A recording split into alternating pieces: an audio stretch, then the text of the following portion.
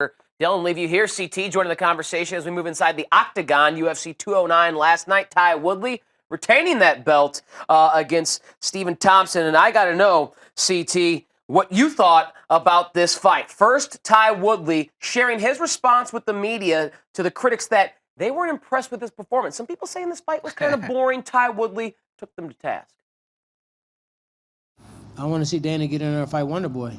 Watch everybody else that walked in there. Watch Patrick Cote. Watch Robert Whitaker. Watch all these guys that thought they were just going to bulldoze him, and they disrespected his style.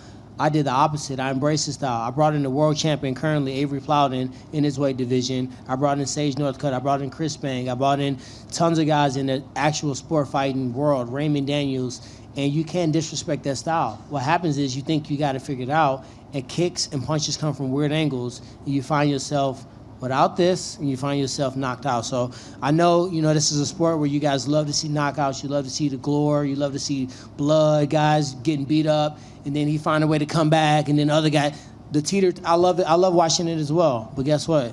I love being the world champion, and sometimes it's not the sexiest fight on earth.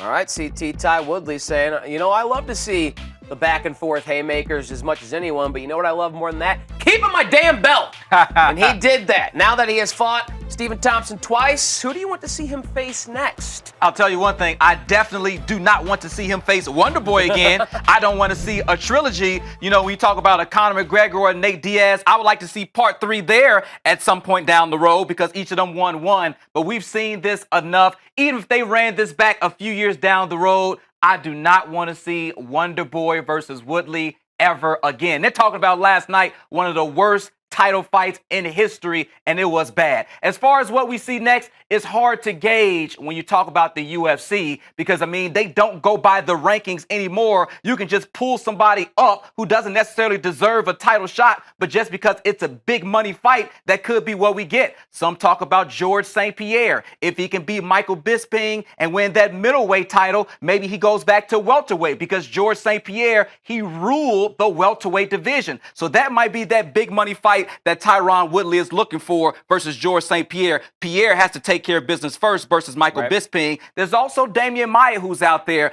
If Woodley and Wonderboy hadn't fought to a majority draw the first time, then Maia may have gotten his shot. But Maia does have to fight Jorge Masvidal. So if Maia wins that fight, maybe he's the guy that moves up. He's the kind of logical choice that's already in the division because after Wonderboy lost and Robbie Lawler fell to Tyron Woodley, Maia, if he wins, is the next guy up. But if it's one thing we know about the UFC, the next guy up doesn't always get a shot at the title. Doesn't get that next chance. And we'll see who Ty Woodley has on his next card after retaining that UFC welterweight belt by majority decision against Stephen Wonderboy Thompson last night at UFC 209.